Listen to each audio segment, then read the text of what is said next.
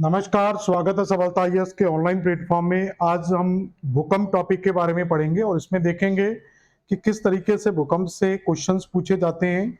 और बड़ा simple topic रहता है ये जियोमॉर्फोलॉजी का। तो इससे पहले के टॉपिकों को हमने जिसमें अपक्षय पर्दन और लैंड फॉर्म्स के बारे में चर्चा की थी, पृथ्वी की आंतरिक संरचना के बारे में पढ़ा था, महाद्वीपीय विस्थापन सिद्धांत, प्लेट टेक्टोनिक थ्योरी। ये सारे टॉपिक्स कंप्लीट करने के बाद हम भूकंप और ज्वालामुखी, जो एक बहुत सिंपल टॉपिक है, उनको कवर करेंगे और इसके बाद ये यूनिट आपकी कंप्लीट हो जाएगी, यानी कि एक क्लास और होगी, उसमें आपका ये कंप्लीट हो जाएगा। पहला क्वेश्चन क्या है, देखें जरा। पहला क्वेश्चन है, भूकंप की प्राथमिक तरंगों का छाया क्षेत्र भूकंप अवकेंद्र से निम्नलिखित में से किन दो कोणों के बीच में देखा जाता है? तो ये पहला आंसर होगा आपका 103 डिग्री से 143। ये आंसर आपका 105 डिग्री से 145 डिग्री भी हो सकता है, लेकिन यहाँ पर ऑप्शन आपका जो 103 डिग्री दिया हुआ है, तो दो तरंगों के भूकंपी छाया क्षेत्र में देखने को मिलते हैं। एक होता है आपका पी तरंग का छाया क्षेत्र। तो पी तरंग छाया क्षेत्र की जब हम बात करते हैं, तो ये पी तरंग छाया क्षेत्र बनने का कारण क्या होता है? पी तरंग सभी माध्यम में जा सकती है। तो पी तरंग सभी माध्यम में जा सकती है, यानी कि जब ये ठोस माध्यम से किसी तरल माध्यम में प्रवेश करती है, तो इसके अंदर क्या है, एक अपवर्तन देखने को हमें मिलता है। तो एक रिफ्लेक्शन हमें देखने को मिलता है। तो उसी अपवर्तन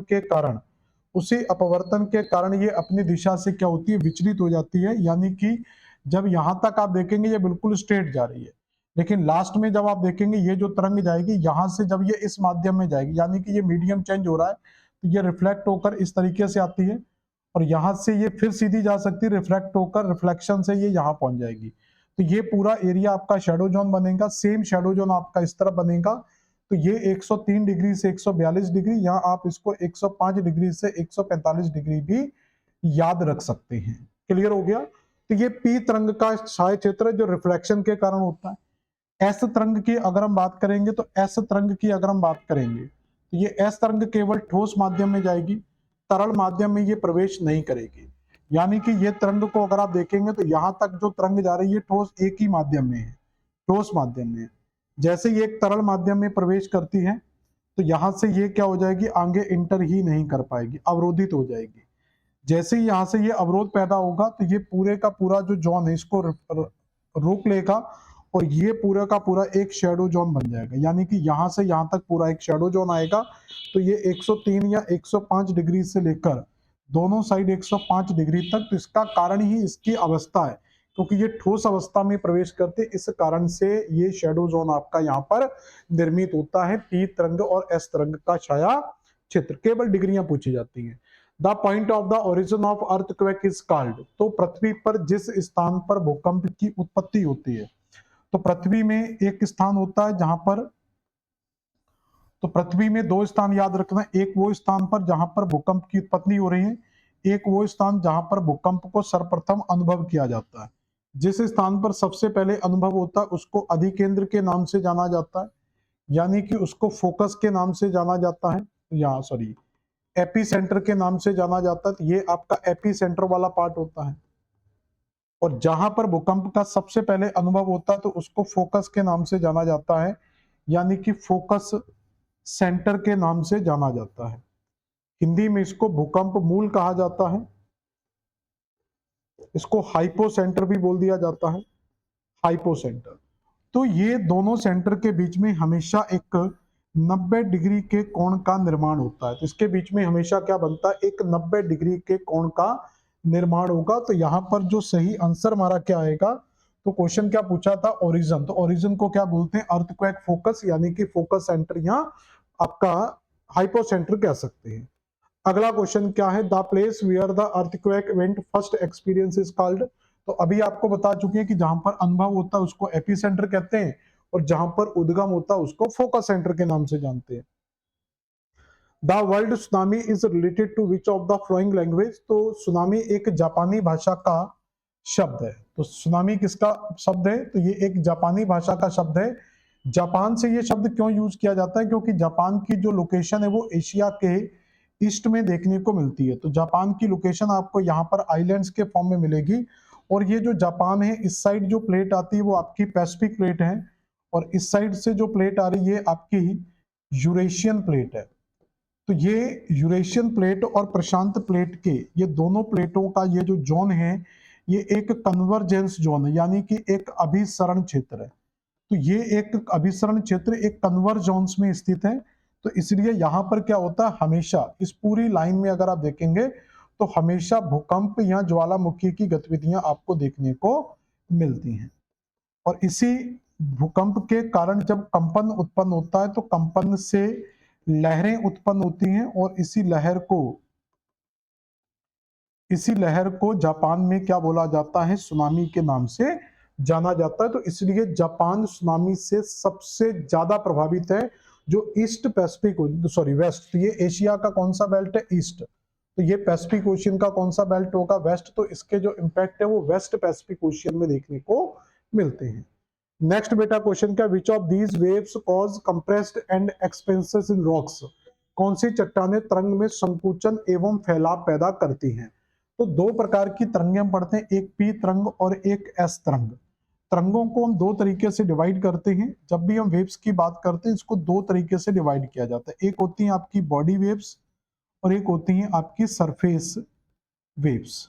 सरफेस वेव्स के अंदर जब हम जाते हैं तो यहाँ पर सामान्यतः एल तरंग को शामिल किया जाता है, और बॉडी वेव्स में हम पी और एस तरंग को शामिल करते हैं। अब पी और एस तरंग काफी ज्यादा इंपॉर्टेंट होती है, प्राइमरी वेव्स। तो इसमें तरंग की दिशा और कणों का जो कंपन है, इसमें जो कणों का कंपन होता है वो कणों का कंपन भी उसी दिशा में होता है जिस दिशा में तरंग गति करती है। तो जिस दिशा में तरंग गति करती है उसी दिशा में तरंगों का कंपन होता है, यानी कि एक ध्वनि तरंग की तरह ये काम करती है, एक साउंड वेव्स की तरह कार्य करती है। तो ये इसका होता है। एस वेव्स के अंदर ऐसा नहीं होगा। एस वेव्स के अंदर क्या होगा, तरंग की दिशा और कणों का जो कंपन है वो लंबवत होता है, कणों का कंपन ऐसे चलेगा। तो यहां पर क्या होगा, तो ये जब इस तरीके से जाएगा तो ये फैलेगा, फिर संकुचन होगा। तो फैलाव जो संकुचन हमें देखने को मिलता है वो किन तरंगों के अंदर देखने को मिलता है, पी तरंगों के अंतर्गत देखने को मिलता है। तो आप पी तरंग इसका सही आंसर लगा सकते हैं। अगला question, the elastic rebound theory related to the earthquake was proposed by. तो इलास्टिक रिबॉन्ड थ्योरी भूकंप का अध्ययन करने का एक महत्वपूर्ण स्रोत है, यानी कि भूकंप का एक कारण माना जाता है इलास्टिक रिबॉन्ड थ्योरी, जो रीड के द्वारा दिया गया सिद्धांत है। तो ये एच एफ रीड आंसर लगा सकते हैं। इनके अनुसार ये कहना था कि जो कोई भी चट्टाने हैं, तो चट्टाने होती है, तो चट्टानों के ऊपर जब प्रेशर डाला जाता है या वजन डाला जाता है तो उनके अंदर भी क्या होती है, एक इलास्टिक एनर्जी होती है। तो उनके अंदर भी एक इलास्टिक ऊर्जा होती है, यानी कि वजन को सहन करने की एक क्षमता होती है। जब जरूरत से ज्यादा इन चट्टानों के ऊपर वजन डाला जाएगा तो इनकी इलास्टिक एनर्जी ब्रेक हो जाएगी, और ब्रेक होने के कारण तो इनकी इलास्टिक ब्रेक होगी और चट्टानें टूटकर फैलेंगी और फिर संकुचन होगा। तो इन चट्टानों के टूटने और फिर वापस आने के कारण क्या होता है, कंपन पैदा होता है, जिसको हम भूकंप के नाम से जानते हैं। क्लियर हो गया। अगला क्वेश्चन देखें जल्दी। नेक्स्ट क्वेश्चन देखें क्या है इसका।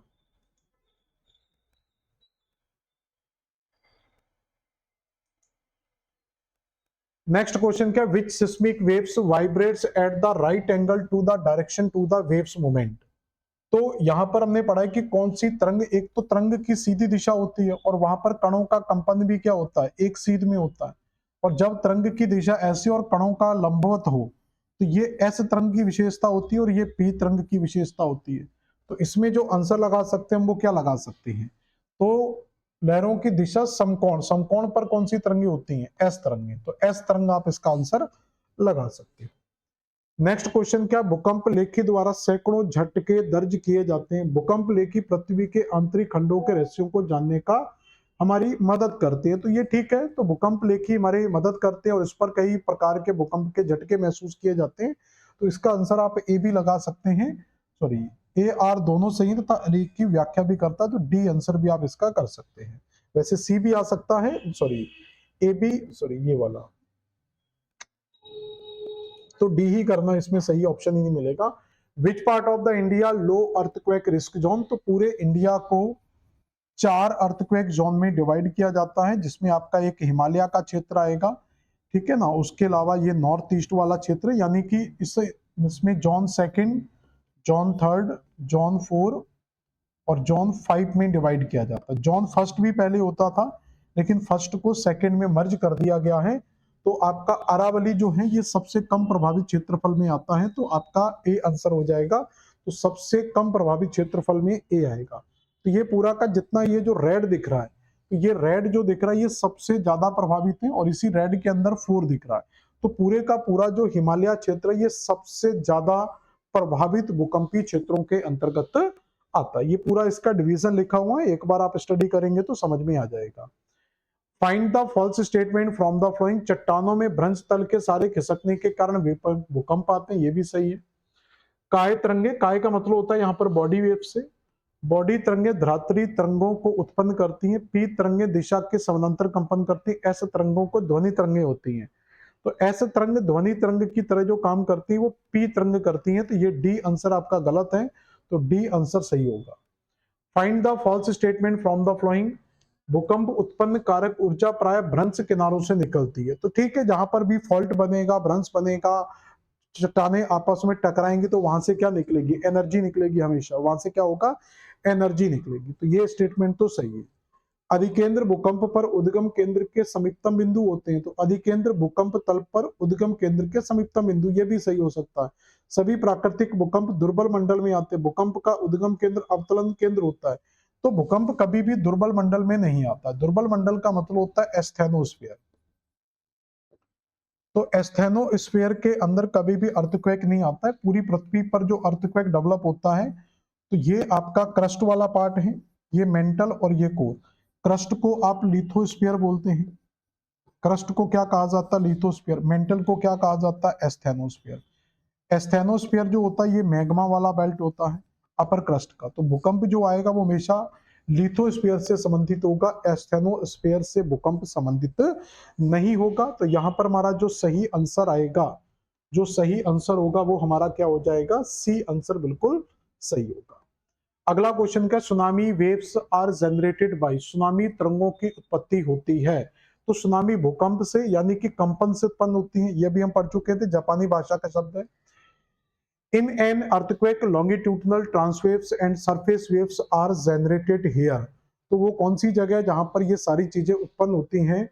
तो पृथ्वी के सतह के केंद्र बिंदु, at the focus point on the earth surface.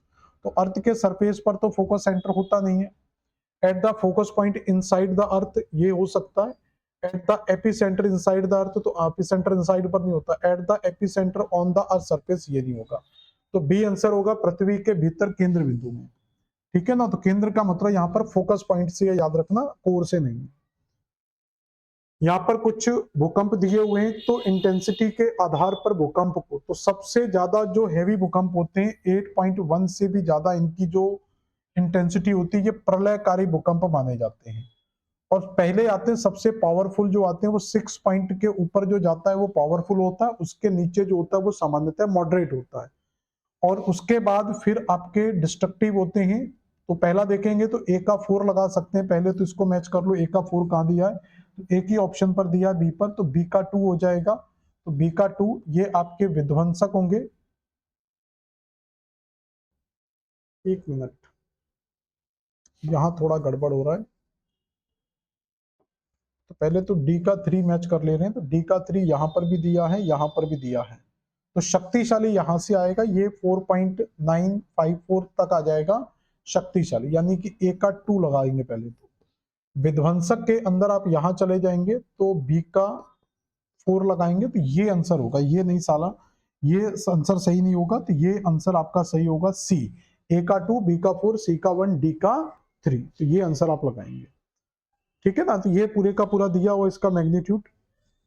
The Allah Bund was formed by. तो जो उल्लाबुंद है ये गुजरात के खंबात वाले जो कच्छ वाला बेल्ट है वहां पर बना हुआ था। जो भूकंप आने के कारण, इतनी तीव्रता का भूकंप आया कि उस क्षेत्र की जमीन ही ऊपर उठ गई। तो इसको क्या कहा जाता है? अल्लाबुंद के नाम से जाना जाता है। अगला क्वेश्चन क्या है? विच of the flowing represent the shadow zone of P seismic waves. तो कौन सा पी भूकंपी तरंगों का छाया कटिबंध को प्रदर्शित करता है? तो अभी हम पी और एस दोनों के बारे में बता चुके थे। पी का जो शेडो जोन बनेगा वो 103 या 105 डिग्री से लेकर 143 या 145 डिग्री के बीच में बनेगा। तो ऑप्शन में जो दिया होगा वो देख लेंगे, तो 105 से 145 दिया हुआ है, तो सी आंसर हम लगा लेंगे। तो 105 से 145 डिग्री के बीच में पी तरंग छाया क्षेत्र का निर्माण होता है। ठीक है, तो ये आपका पूरे का पूरा, जैसे इसमें 103 दिया हुआ है, 103 से 142, तो आप इसको 105 से 145 भी याद रख सकते हैं। और ये पूरे का पूरा 105 से लेकर या 103 से लेकर 105 के बीच में रहेगा, ये आपका एस तरंग का शैडो जोन होगा।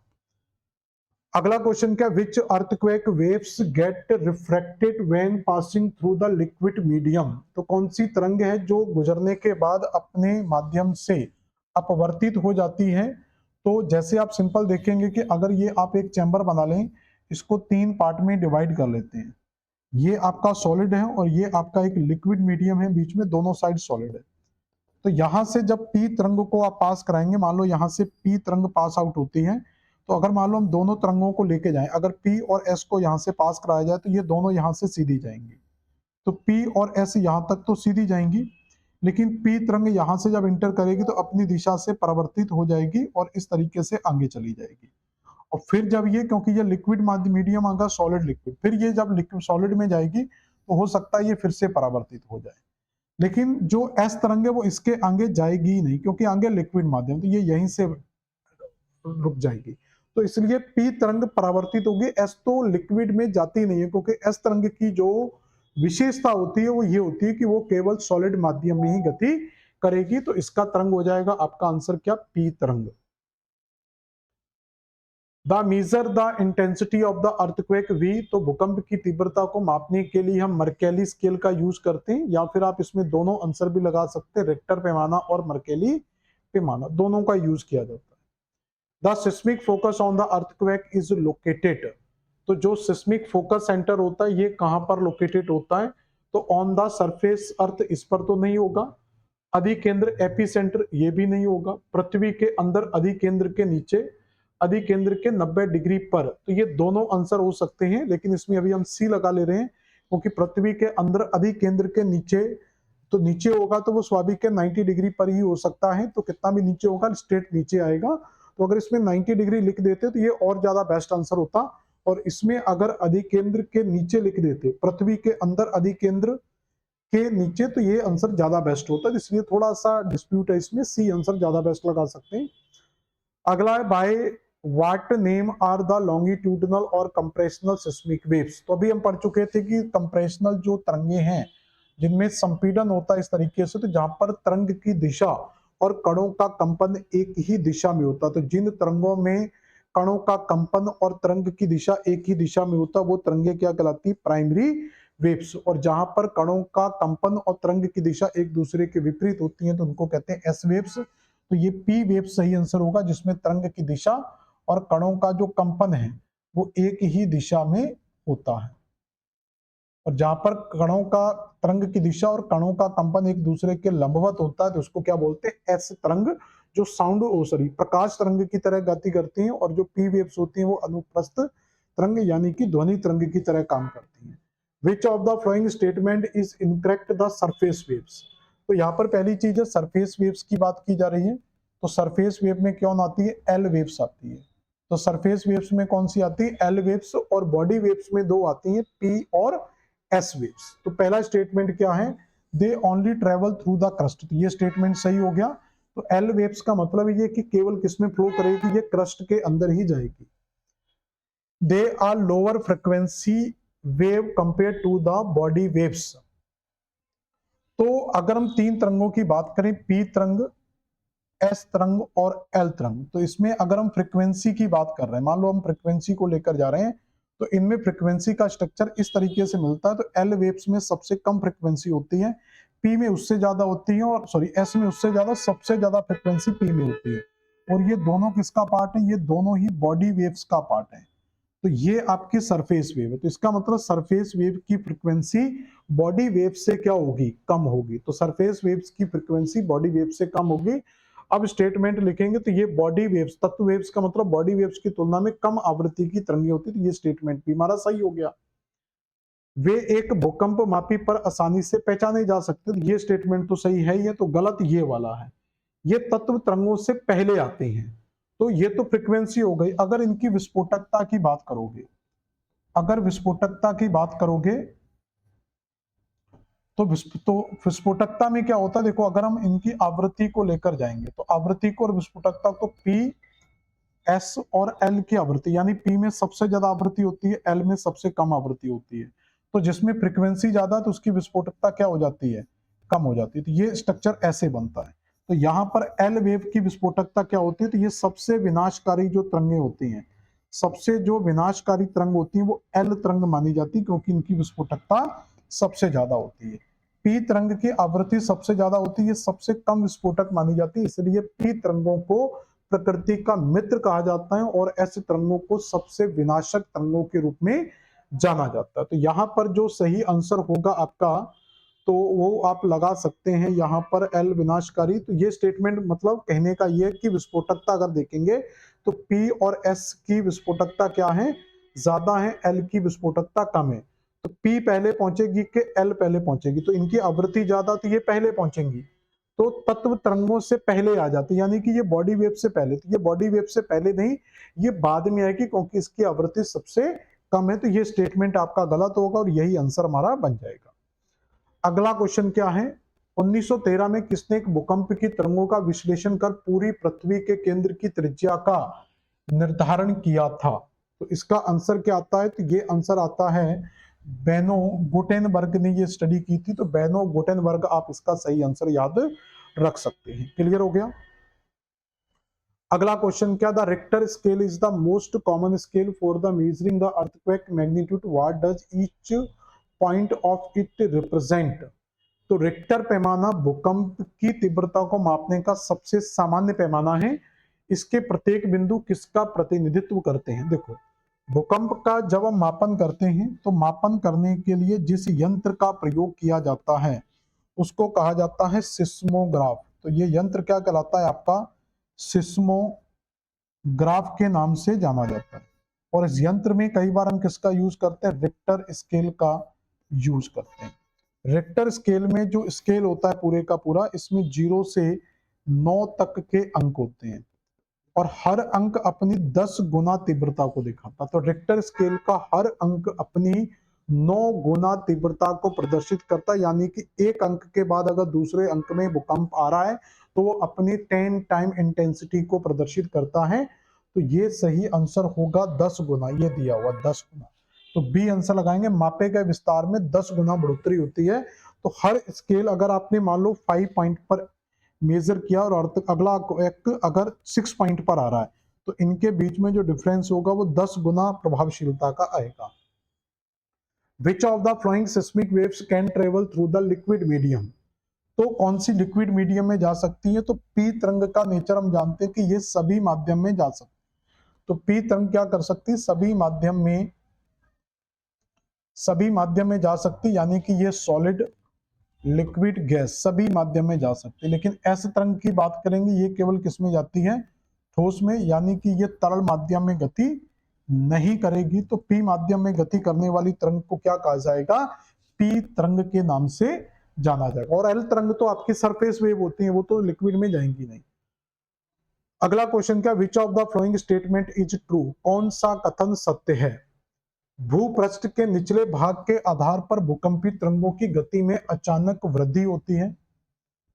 प्रवार क्रोड की सीमा का निर्धारण मोह असंबद्धता के आधार पर होता है और प्रवार भूपृष्ठ की सीमा का निर्धारण गुटनबंध असंबद्धता के आधार पर होता है। इसको समझ लें जरा एक बार।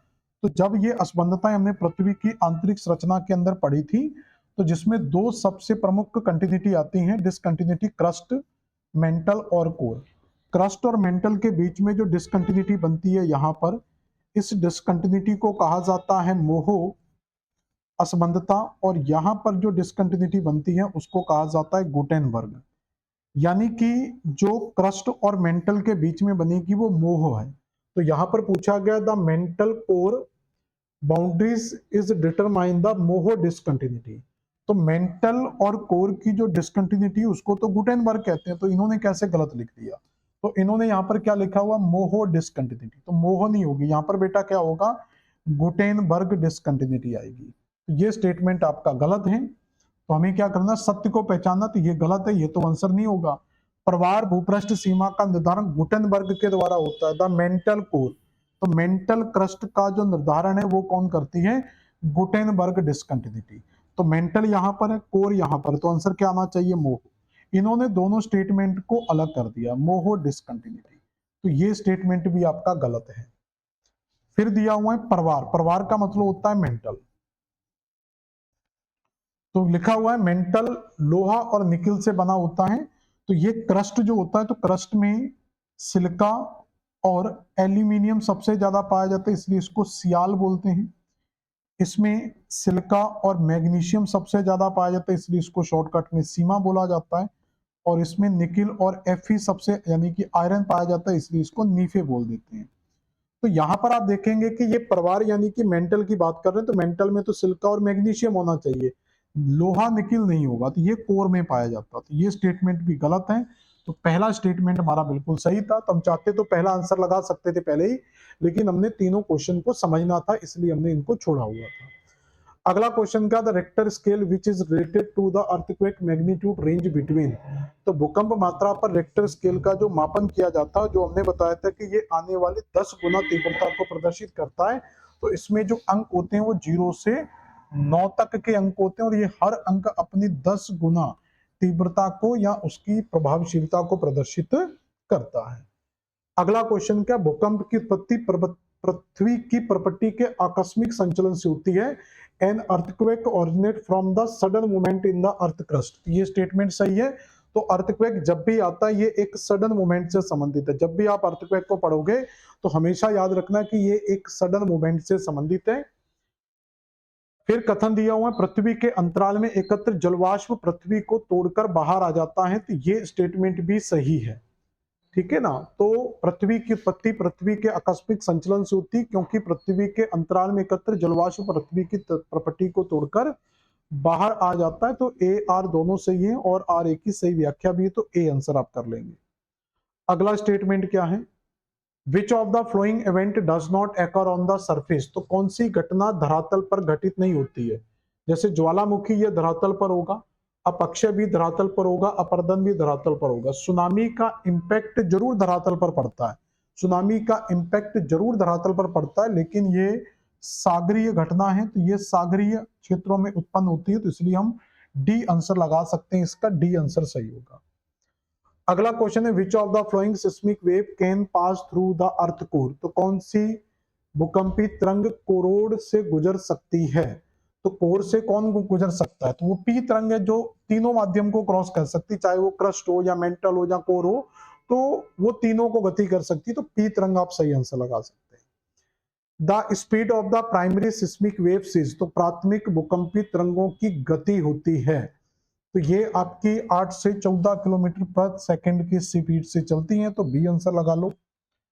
विच seismic waves can reach the earthquake's origin centre known as the shadow zone. तो वो फिर से आंसर आएगा कि ये ऐसा पी तरंगे ही कर सकती हैं। जो कभी भी पूछे कि किस माध्यम में कौन जा सकता है, तो ज्यादातर आपको पी आंसर याद रखना। Which of the following belts is not related to the distribution of the of both earthquake and volcano.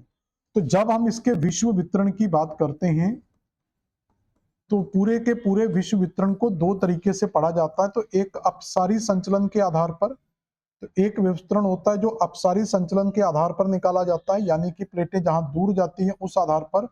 और एक संचलन जो डिस्ट्रीब्यूशन होता है वो अभिसारी के आधार पर निकाला जाता है। तो अभिसारी संचलन के आधार पर निकाला जाता है जहां पर प्लेटें टकराती हैं। तो अपसारी के संचलन के आधार पर जो आता है वो आपका आता है आपका मध्य अटलांटिक।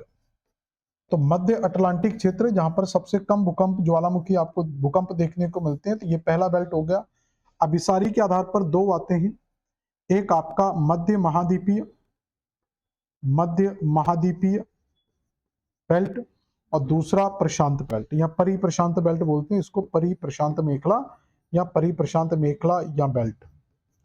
तो ये तीन भागों में हम पूरे विश्व के भूकंप या ज्वालामुखी का वितरण पढ़ते हैं। वर्ल्ड में सबसे ज्यादा जो अर्थक्वेक आते हैं वो परिप्रशांत मेखला के अंदर ही हमें देखने को मिलती है। तो सबसे ज्यादा कहाँ मिलेंगे? परिप्रशांत मेखला के अंतर मिलेंगे।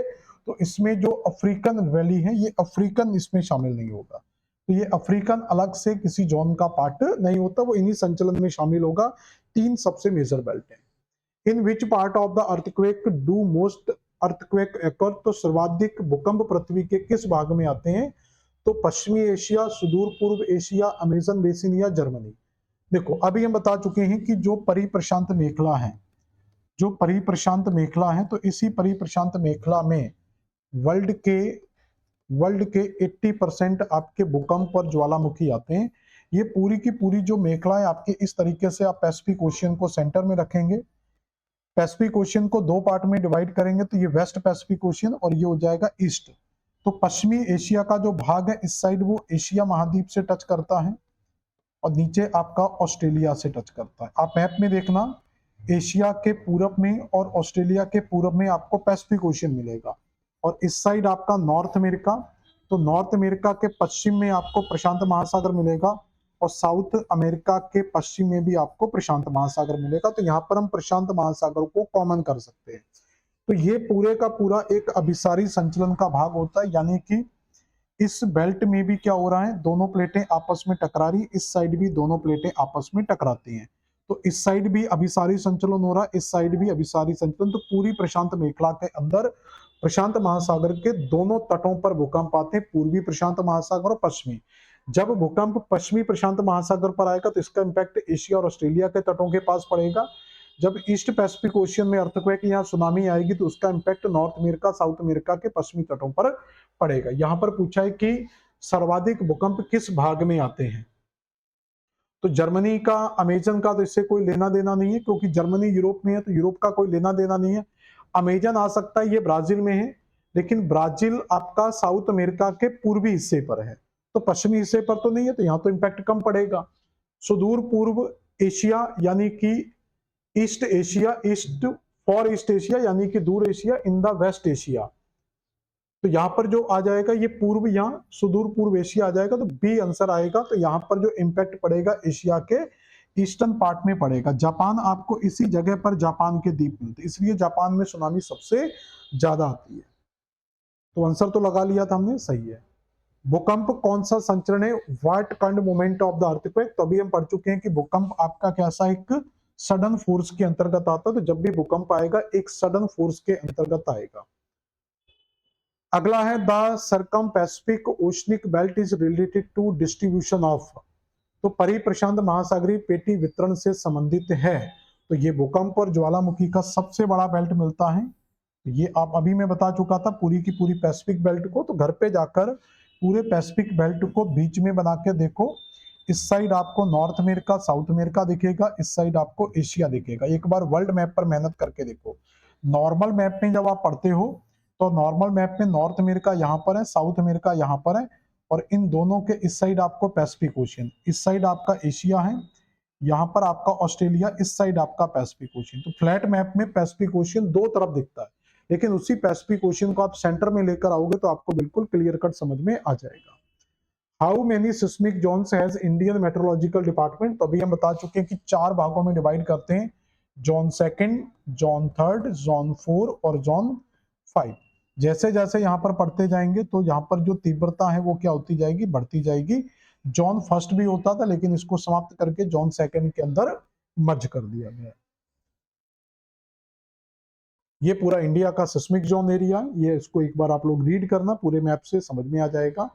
भूकंप का सर्वाधिक प्रभाव होता है या मैक्सिमम इफेक्ट अर्थक्वेक इज। तो भूकंप दो चीजें बताई थी, जहां पर भूकंप की उत्पत्ति होती है उस क्षेत्र को, जहां पर भूकंप की उत्पत्ति होती है उसको भूकंप मूल, और जहां पर सबसे पहले इसका अनुभव किया जाता है उसको अधिकेंद्र के नाम से जाना जाता है। तो जो इंपैक्ट पड़ेगा वो किस पर पड़ेगा, अधिकेंद्र पर पड़ेगा। तो ए आंसर हमारा बिल्कुल सही होगा। अगला क्वेश्चन क्या है, सुनामी लहरें सक्रिय रहती हैं, तो सुनामी कहां पर आएगी? तो अभी मैं बता चुका, देखो पैसिफिक ओशियन अभी बता चुका था। तो पैसिफिक ओशियन का ये जो बेल्ट है ये वेस्ट है, ये ईस्ट है। तो ईस्ट वाली साइड में जो आपको एशिया मिलेगा यहाँ पर, और एशिया में ही आपको यहाँ पर जापान मिलता है, और इस साइड आपको नॉर्थ अमेरिका और साउथ अमेरिका मिलेंगे। तो स्वाभाविक है कि यहाँ पर पूछा है कि सुनामी, तो सुनामी कहां पर आएगी, ये जापान में। तो जापान में सुनामी आ रही, तो यानी कि ये वेस्ट पैसिफिक ओशियन में आएगी, तो इसका इम्पैक्ट जो पड़ेगा वो पश्चिमी प्रशांत महासागर में, क्योंकि जो जापान है वो एशिया के ईस्ट में है और जो इम्पैक्ट पड़ेगा वो एशिया के पैसिफिक के वेस्ट में पड़ेगा। हमेशा उल्टा याद रखना। भूकंप की प्रबलता मापी जाती है तो रिक्टर स्केल पर मापते हैं, जिसमें 0 से 9 तक के अंक होते हैं। हर अंक अपनी 10 गुना प्रभावशीलता को दिखाता है। ये लास्ट क्वेश्चन है आज का। निम्नलिखित में से भौमिक आपदाओं को पहचानिए, identify the geological disaster from the flowing. तो शीतलहर आप जानते हैं कि ये एक वायुमंडलीय घटना से संबंधित है, तो ये तो आंसर हमारा आएगा नहीं। भूकंप आ सकता है। उल्कापिंड एक खगोलकीय घटना है, तो ये एक खगोलकीय घटना है, तो ये भी आंसर नहीं आएगा। और सुनामी आपकी स्थल से संबंधित है, ये आंसर, यानी कि बी और डी आपके आंसर सही होंगे।